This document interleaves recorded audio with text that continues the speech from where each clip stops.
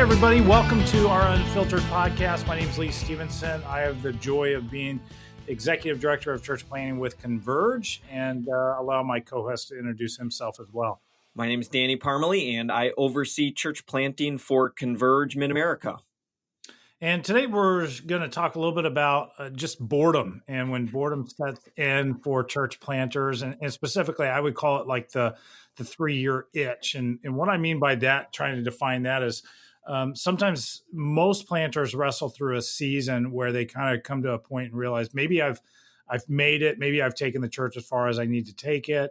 And they have this itch to go do something again that really scratches that itch from what an entrepreneurial type of personality would have. I know I faced it. I know, Danny, you faced it at different times. I'm sure you've had conversations with church planners as well, try and maybe even talk them off the edge. I say, no, don't go yet. What's kind of your own personal experience with that? Yeah, well, I think this is looking back on it now, but just understanding maybe a little bit of what's happening at the core is that for a lot of church planters, they do have kind of that entrepreneurial kind of apostolic gifting. So at its core is probably a pretty positive, God-given, wired, where you're always looking for that kind of that next thing, and the thing that drew you to church planting, that clean slate, the adventure, the risk. And so you say 3-year, and I think that's a great kind, because for a lot of guys, this is where that begins to set in. Maybe they got into a facility, maybe they've got into kind of a routine, even if they've seen kind of steady growth.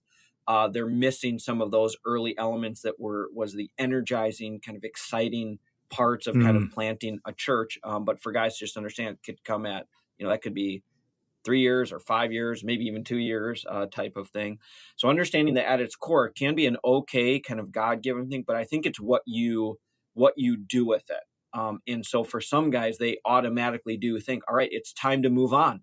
I'm just going to, take a job at another church. I think that's what it was for me early on, is especially as your church plant begins to grow, others kind of see your giftings and leadership.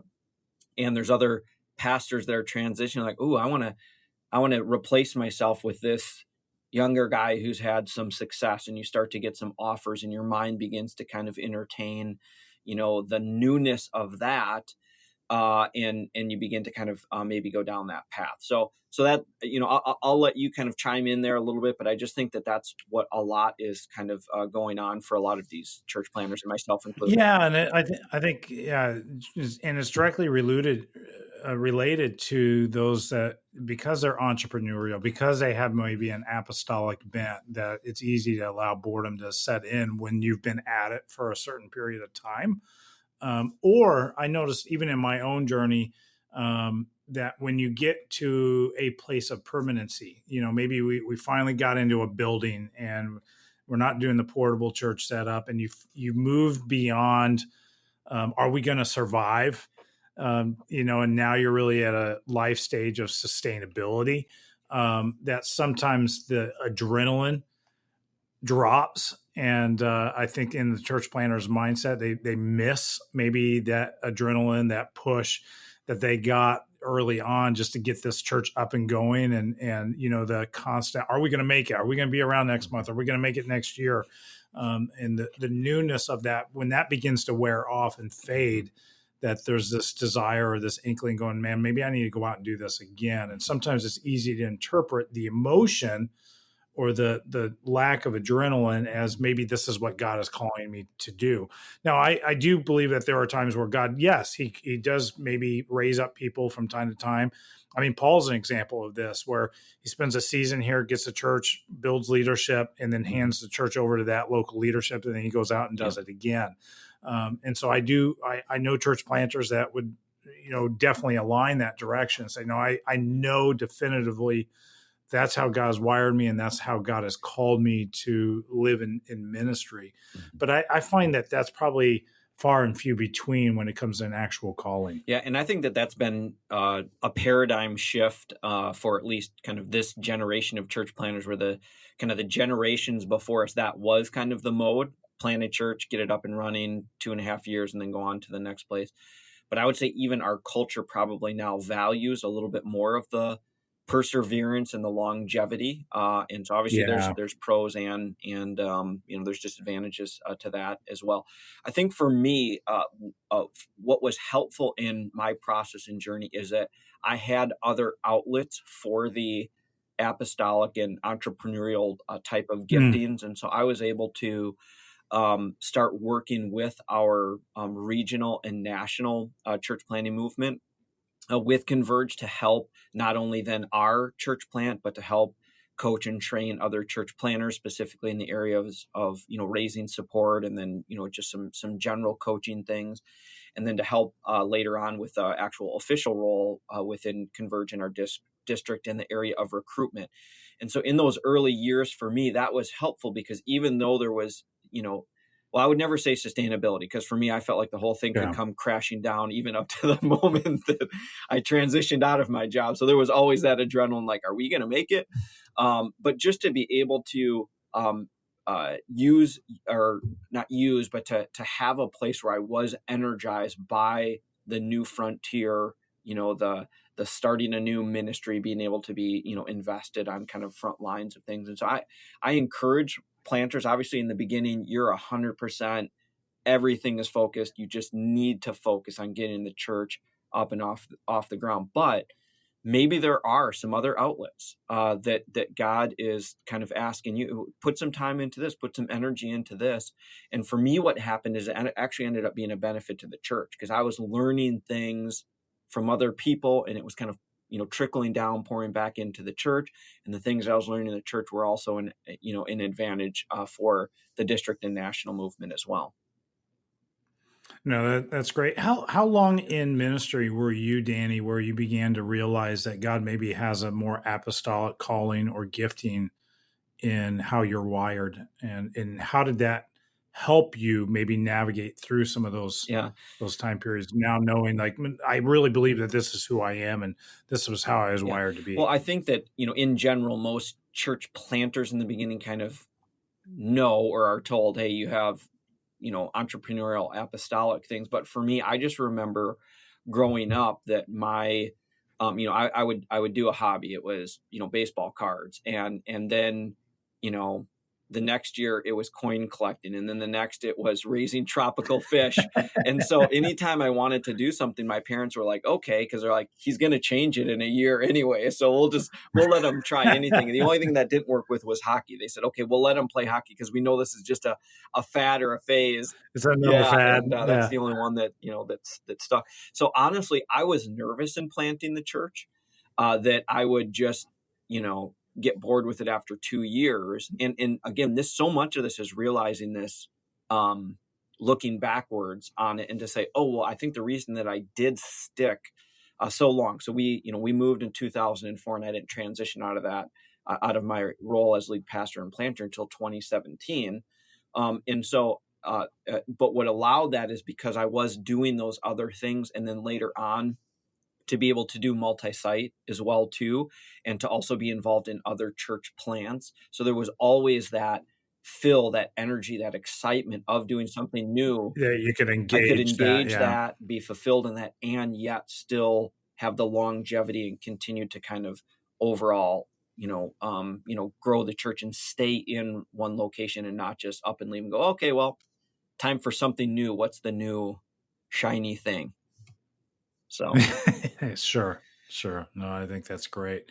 And I think part of the reason why we wanted to record this episode is to help people understand and awareness. Like, it's absolutely normal in most lives of church planters early on at some point to get an itch to go do mhm, something else, whether or not it's go into an existing church ministry, whether or not it's to plant again, maybe it's to get more involved in another avenue. I my biggest recommendation, if you're kind of wrestling through that, number one, no, it's not abnormal. Number two, make sure you're doing it not just because you're mhm, tired, or that there's a fear factor kind of driving this. I think the third piece is you want to take a look at your heart and really begin to understand why am I mhm, attracted to this? Is it because of kingdom opportunity, or is it mhm. greed? And sometimes if we're honest with ourselves, it's a Yeah. greed thing or it's a selfishness thing that is driving that. We want to move away from those things versus embracing those things in our life. And but sometimes also you just want to spend some time praying it through and trust that God will lead you in that direction. I remember it happened shortly after we moved into our permanent facility. I had that inkling, and I was afraid to talk to my wife about it, and probably held off for 2 or 3 weeks.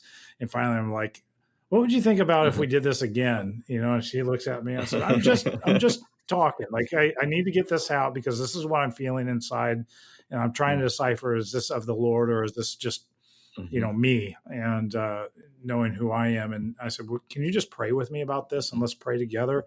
And in that season, it's like God instantly Mhm. removed it, and I kind of was able to go, "Oh no, that was this isn't right now. This is not what the Right. Lord's calling us to do." And it allowed me to be re-energized and focus Yeah, on the and local you had ministry. mentioned greed, and I would, it's obviously connected, but ego as well too. And like I said, you'll get if you Yeah, have some traction, you have some success, you will get tapped by other people to say, "Hey, would you consider this position?" And usually at that time, that ministry is larger than yours. So maybe you have your church plan up to 120 or 250. If you're at 120, you're going to have a church of 200 asking you to lead their church, and you're thinking, oh well, that's maybe, and they have the building or whatever. Or if you're at 250, a yeah, 500 person church comes to you and says, hey, our pastor's retiring or our pastor just moved, would you consider doing this? And yeah, it's sometimes hard to separate and to go, okay, is this God really moving? Which again, sometimes God is prompting and moving, but to be able to discern that and say, oh, or is this just me wanting the next thing or the next level, so to speak, of leadership that way. So it takes a lot of discerning. oh, that's great. And I think if the Lord is calling you to make that change, you want to really focus in and help make sure that the smoothest and the best transition can take place, so the Mhm. church thrives in the midst of the transition, Yeah. because it's going to be hard. Anytime that the Yeah. founding pastor leaves, it does leave a hole there, both relationally but also just practically from a leadership standpoint. And so you want to pay attention to that and be above reproach in the way that you go about transitioning. Yeah. And one other thing I'd add, and this is something that my boss Gary has had numerous conversation with church planners before. If you're not in a building yet, it is very hard for the church plant to survive Yeah, if they're not in the building. So for a lot of, like, it may be just from a strategic standpoint or statistical standpoint to leave before you're in a little bit more of a permanent. So there's just that really weird thing, like when a church planter leaves and they're still kind of really in church planting mode and they're trying to hire another existing yeah. church pastor but hybrid church planting. So if you can at least try to get them to a place of more permanent facility is often important. Good word, man. I think that's a great thought. Well, this kind of takes the moment we wrap up our conversation on transitioning, that itch that sometimes church planters face as you are now a few years removed from the grand opening. Hope it's been insightful. Thanks for joining us with the Unfiltered podcast. My name is Lee, and this is Danny. And until next time, keep it real, guys.